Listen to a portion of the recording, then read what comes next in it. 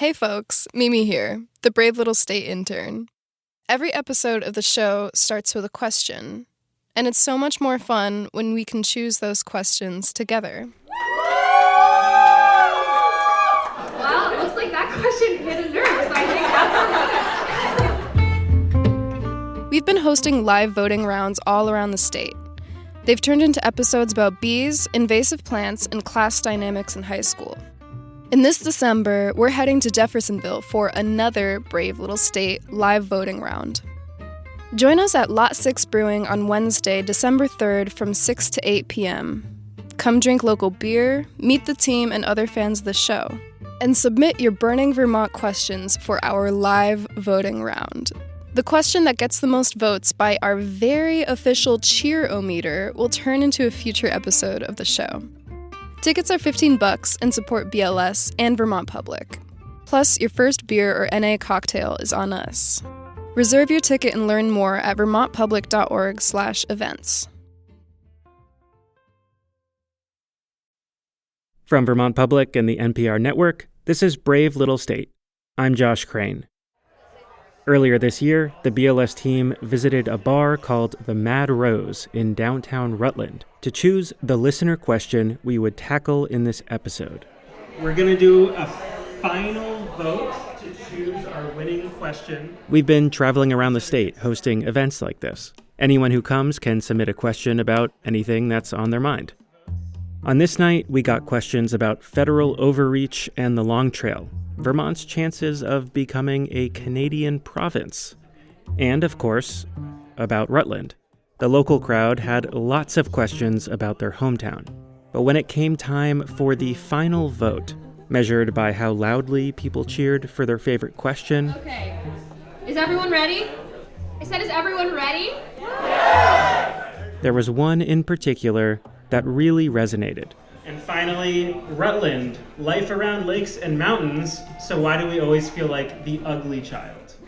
I'm going to spare you the raucous cheering because it literally blew out our microphones. Okay. Well, it looks like that question hit a nerve, so I think that's our. Why does Rutland always feel like the ugly child? A lot of people at the event seem to agree with that interpretation. That Rutland has a bad rap as a place with a lot of crime and all these big city problems.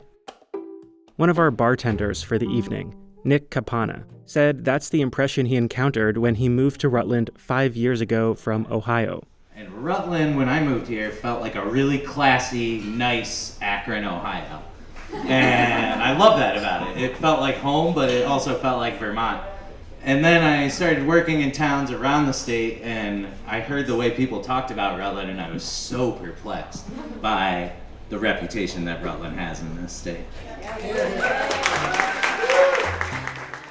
BLS producer Burgess Brown went back to Rutland a few months after our event to get to the bottom of Rutland's reputation and see the side of Rutland that locals say most people are missing. And Burgess takes it from here.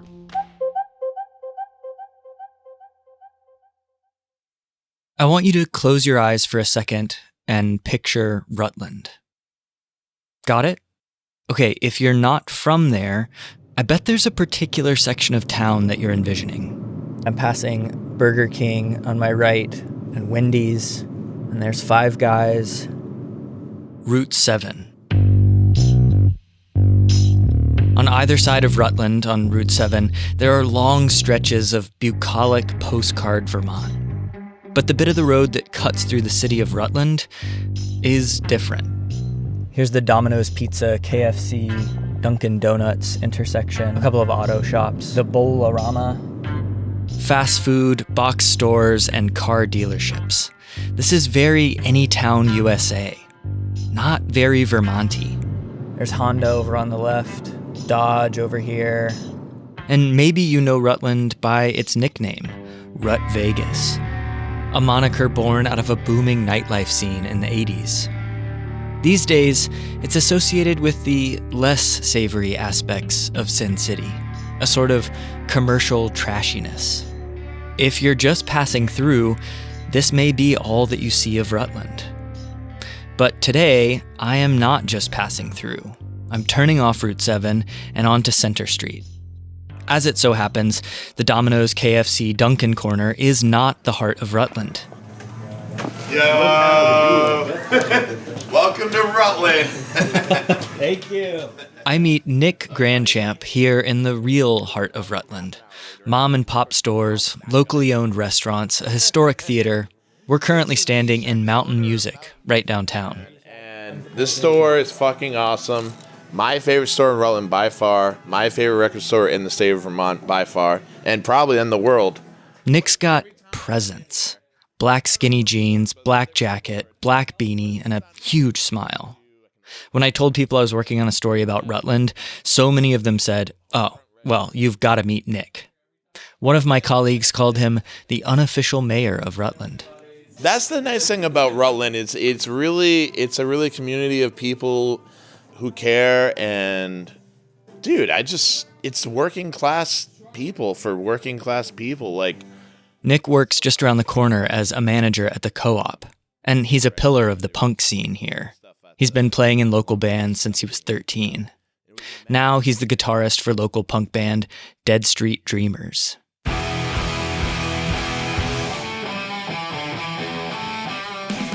He hosts an annual punk rock flea market, and he's done a bunch of DIY art projects around town, like a vending machine that dispenses local art, or this repurposed payphone here at the record store that plays clips from TV shows and musicians. I just do it for fun. I do it because I want to hopefully, inspire someone to do crazy stuff. That's why I do it. Nick and I head out into the chilly rain for a quick tour. So this is downtown Rutland. This is Center Street. And this is kind of the start of like the main downtown, so to speak. And there's a lot of different places kind of opening up. You've got like this huge tea shop that's pretty cool. Not a huge tea drinker. Rutland's downtown has experienced a similar ebb and flow as a lot of American main streets. The Diamond Run Mall pulled a lot of businesses away from the downtown core in the 90s and aughts. But over the last decade, the pendulum has swung back. Diamond Run is scheduled for demolition, and mom and pop shops have returned to downtown. You have everything you need to live a life here, right? Yeah. You can find plants, books, records, food, dance studio, yoga studios. You have everything you would need. Everything you need. It sounds pretty good. But Rutland still struggles to shake its bad rap. Nick says that's partly to do with class. Rutland was an industrial center of Vermont in the 19th century, built around a railroad hub and one of the largest marble producers in the world. The quarries brought a wave of immigrants and blue-collar workers to Rutland. It became a proper Vermont city. That in itself is enough to distinguish it from the surrounding rural towns. I just feel like that spirit of working class is still echoing in this town, and there's a lot of respect for people among each other that are trying to make, ends meet for their families.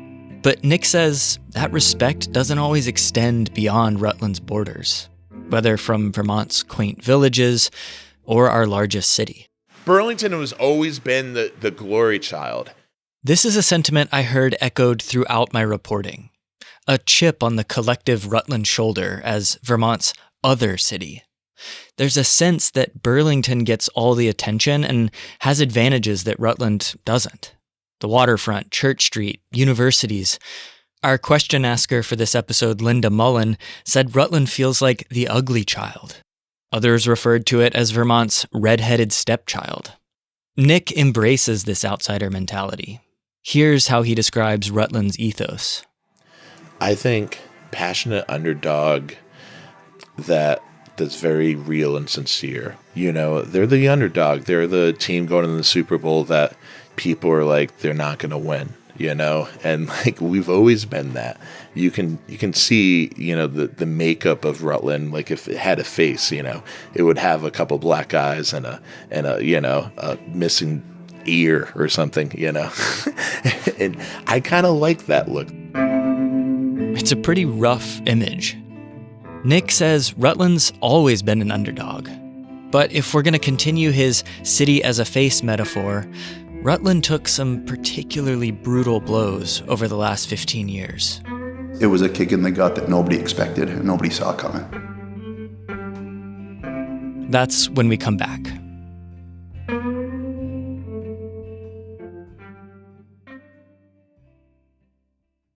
Support for Brave Little State comes from Sunset Lake CBD, a farmer-owned company crafting CBD products for people and pets, now offering Lifted Tea, hemp-infused, non-alcoholic craft brews made with local honey and real fruit. Available for home delivery. sunsetlakecbd.com. And Adagio Chocolates, offering a curated selection of domestic and international chocolate bars, gifts, and culinary chocolate for all your holiday needs. 52 Main Street in Middlebury or online at adagiochocolates.com.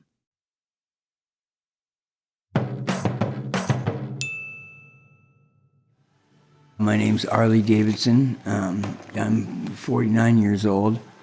And, I've been currently struggling with homelessness for about 3 years. I'm at the Speakeasy Cafe in downtown Rutland with Arlie Davidson. Arlie's story is all too familiar in Rutland. It's rooted in something that's impacted just about everyone in the city and cemented Rutland's bad rap around Vermont and the rest of the country. The opioid epidemic arrived in Rutland 15 years ago and ripped through the community.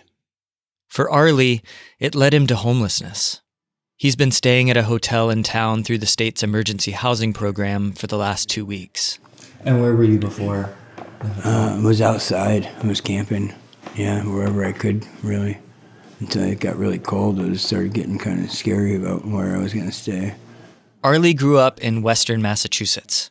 He went to art school, and then he became a chef, a really good one.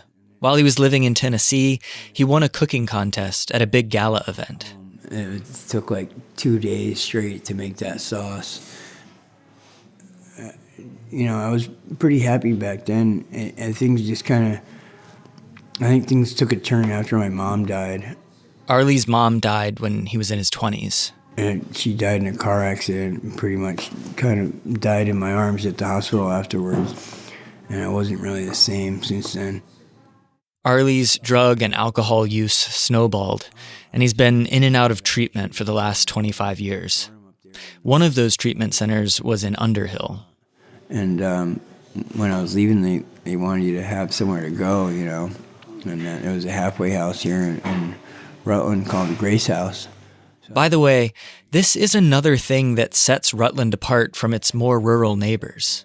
This is where a lot of Vermonters in the region come to find social services when they're struggling with addiction or homelessness or hunger. Issues that face the entire state become concentrated and much more visible in a place like Rutland. Arlie came to Rutland in 2011, and he's been here ever since. He arrived at a pretty inopportune time for an addict trying to stay clean. And when I came to Rutland, it was like the tail end of the OxyContins. They were becoming really expensive, and the FDA was taking them off the market. And then, there was the street drugs they call heroin, but I think that was right when it wasn't really heroin anymore. It was like this fentanyl, mixture, this designer cocktail. The opioid epidemic tore through communities across the country. It was felt acutely early on in Rutland, thanks in part to its proximity to cities in New York and Massachusetts. Out-of-town dealers could sell their drugs at exorbitant markups in a place like Rutland with minimal local supply. It was a tumultuous time with the community. It was not a fun time to be mayor in 2012, I can tell you that. Christopher Loris was Rutland's mayor from 2007 to 2017. And it wasn't fun to be a citizen in Rutland at that time either, a resident. To many people, it felt hopeless. It was oxy, period. It was an opioid that people never would have picked up a needle to inject, but it was easy to swallow a pill. And once they were addicted, then they picked up the needle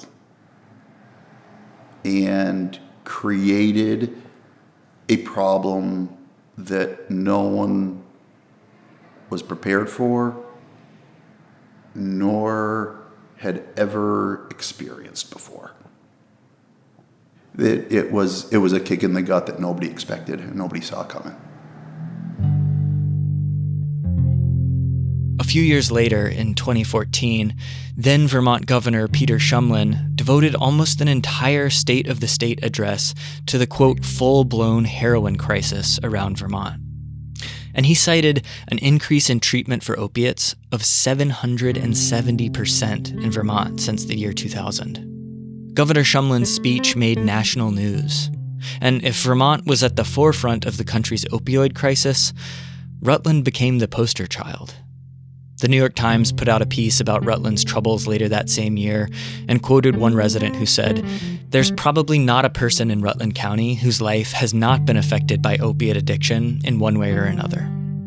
Christopher Loris says that in the early days of the opioid epidemic, the way the city tried to address the problem only made it worse. Clearly there was a recognition that by our police department that there was a lot of criminal activity associated with drugs, and we policed the community far too hard, and they then continued to police the community harder and continued to degrade that trust to the point where the community felt that neither the city nor the police department were trying, much less being successful, in attacking the crime associated with the burgeoning drug problem. We were becoming the type of community where people didn't want to be. It wasn't very hard to find drugs in Rutland. I don't remember. Arlie Davidson stayed clean until he stumbled across a pack of cigarettes while he was working at a nearby ski resort. It had 5 bags of heroin stashed inside. He says he tried to turn them into his boss, but was told to just keep it quiet. And then that was enough to get me looking for more. It was just downhill from there. I don't know. I just met one person after another that knew, where to get stuff. It wasn't very hard. Arlie has seen firsthand the toll the crisis has taken on the people of Rutland. And in spite of his own struggles, he's done what he can to help others. Over the past couple of years, I probably saved maybe 30 people from overdose. Nick Grandchamp, Rutland's unofficial mayor, he's seen it too. Yeah, a lot of people in Rutland I've known have OD'd and passed away, sadly. He's turned to a punk subculture that actually completely abstains from alcohol and drugs. I'm straight edge, kind of by choice, because I've seen a lot of my family and friends deal with addiction. Even the family of Christopher Loris was touched by tragedy. His son became addicted to opioids, and after battling addiction and mental health issues for years, his son ended up killing his cousin, Christopher's nephew, and then was killed by police himself shortly after during a shootout. But Christopher cites a different tragedy with ultimately changing Rutland's trajectory. In 2012, a local high school student, Carly Farrow, was leaving her job at a grocery store near downtown when she was struck and killed by a driver who'd been huffing aerosol inhalants. Carly's death was an inflection point, and it was an absolute and is an absolute tragedy. And as with any inflection point, that was a fork in the road where Rutland could have gone either way in its response.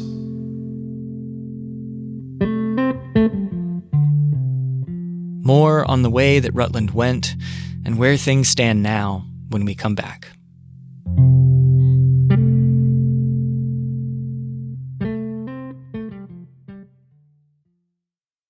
Support for Brave Little State comes from 802 Spirits. When you shop at one of the 80-plus independently owned 802 Spirits stores across Vermont, you're supporting local Vermont communities. Learn more about how 802 Spirits contributes to the spirit of Vermont and the Vermont General Fund at 802spirits.com. Before we get back to the show, I just want to remind you all that the Brave Little State team is hosting an event on December 3rd at Lot 6 Brewing in Jeffersonville. It's your chance to meet the BLS team and other fans of the show, participate in a live voting round, and get a behind-the-scenes look at how we make this thing. Again, that's Lot 6 Brewing in Jeffersonville from 6 to 8 p.m. on Wednesday, December 3rd. Tickets are $15 and help support the show. Snag yours now at vermontpublic.org/events.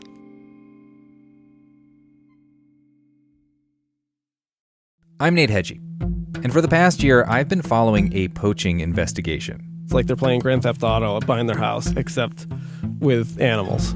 An unlikely true crime story that led investigators from the backwoods of New Hampshire to the brick walls of the state prison. If you're abusing animals like this, are you abusing humans? Operation Nightcat, a new 3-part series from NHPR, available now. Subscribe wherever you get your podcasts.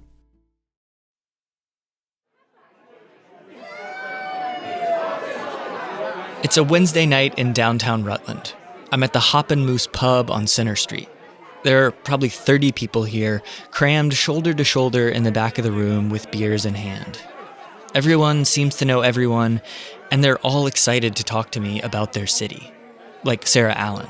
I love the culture. I love the Paramount Theater. I love the restaurants and the bookstore and the fact that I live 1 mile from 3 grocery stores, so I have options. And we've done some things no one dreamt possible. Steve Costello is one of Rutland's loudest cheerleaders. We set the national record for the largest blood drive in American history. Right in this little tiny town, we've created a sculpture trail with 14 sculptures that tell the story of Rutland and its history. A lot more to come. This Rutland is a far cry from the city that was profiled in national newspapers at the height of the opioid epidemic. After 2012, when Carly Farrow was killed by an intoxicated driver, the city created a group called Project Vision. Its goal was to address Rutland's social problems and make it a safer place to live. It was made up of elected officials and law enforcement, but also local service organizations, religious groups, and other concerned residents. The project is credited with helping to open the city's first methadone clinic in 2013, and with broadening local law enforcement's approach to policing to include things like better support for mental health. And they even hosted a block party near where Carly Farrow was killed. And more than a decade after its inception, the group is still meeting regularly today. Because the problems aren't solved. There's still plenty of work to be done here and in the rest of the state. I heard over and over again from Rutlanders that they're proud of their city, not because it's perfect, but because it's a place that looks its problems in the face and works together to address them. There's been a lot of momentum to improve Rutland, and to improve Rutland's reputation. Like tonight at the Hop and Moose. Steve Costello, the guy who talked about the blood drive, he gathered all these people here to welcome a couple that moved to Rutland a few days ago. It's through a, quote, concierge program put on by a local economic development group called Real Rutland.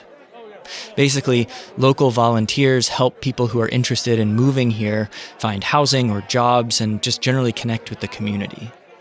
The idea here is if you can show people the real Rutland instead of the Rutland that you see on the news or read about in Facebook comment sections, they might actually move here for the long haul. According to the group, more than 225 people have moved to Rutland County through the program, and the latest have just arrived. We got here Saturday night, and today is Wednesday, so just a few days ago. This is Casey Harden Tidwell. She and her wife, Brendy, just moved here from Longview, Texas. I'm the Tidwell and she's the Harden. Yes. They got married and honeymooned in Vermont and felt like it was a place they'd eventually like to move. Then they came across this contest put on by Real Rutland. People considering a move to Vermont could win a weekend getaway in Rutland. And Casey and Brendy won. Rutland was just one of the cities they were considering as a place to move. And its reputation preceded it. We had heard that there was some crime, drugs and crime for Rutland City. They say they heard that they should move to a smaller town near Rutland and stay out of the city, but they pushed through the noise. Once we came and actually saw Rutland with our own eyes, we just kind of fell in love with it. It's a great size town. The downtown is happening. And really, all the people that we've met have been extremely friendly. Oh, yeah. And we've spent the last couple of days just kind of going around town, checking out places that we might be interested in. And we basically walk in and we go, hey, we're new. We got here on Saturday. And people always, oh my gosh, welcome. Thank you so much for coming. This is great. So it's been really wonderful so far. As I was returning to my high top to start packing my things up and head out, I found Kiana McClure waiting for me. She heard about the question we were investigating and told me it's one she thinks about all the time. The people who live here, who love it here, are the loudest and proudest and happiest people to tell you about how great this community is. But there is this negativity. And I think a lot of that negativity that still circulates comes from a history of a community of people that have been so hurt and are struggling to heal. Kiana is the city's youngest elected representative. She got elected to the Board of Aldermen 3 years ago when she was just 23. And in a place like Rutland that's kind of become associated with being stuck in a rut, the city's supporters who have gathered here at the Hop and Moose tonight, from Kiana to Steve to new arrivals Casey and Brendy, they do seem to represent a different sort of future. And now we sit on the precipice of this amazing resurgence, this Rutland Renaissance, where so many great things are happening because our reputation is changing.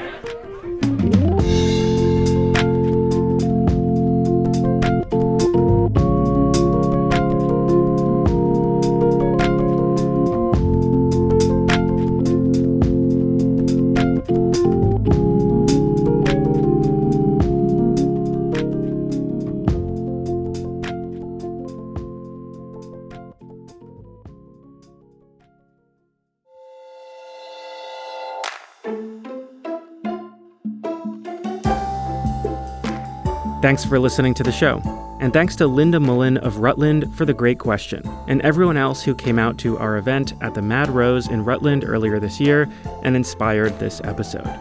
We have more events coming up. For details and RSVP, head to vermontpublic.org/events. And make sure to follow Brave Little State wherever you get your podcasts. This episode was reported by Burgess Brown. Editing and additional production from the rest of the BLS team, that's Sabine Pooks and me, Josh Crane. Our intern is Camila Van Order Gonzalez, and our executive producer is Angela Evansy. Theme music by Ty Gibbons, other music by Blue Dot Sessions and Dead Street Dreamers. Special thanks to Nina Keck, Phil Edfors, Joey Palumbo, Hannah Davidson, Sam Lucci, Paul Gallo, Barbara and Tom Giffin, Tom Fagen, and Jacob Hauser. Brave Little State is a production of Vermont Public and a proud member of the NPR Network.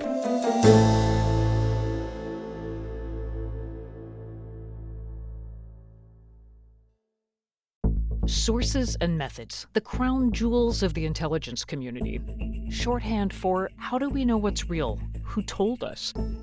If you have those answers, you're on the inside, and NPR wants to bring you there. From the Pentagon to the State Department to spy agencies, listen to understand what's really happening and what it means for you. Sources and Methods, the new national security podcast from NPR.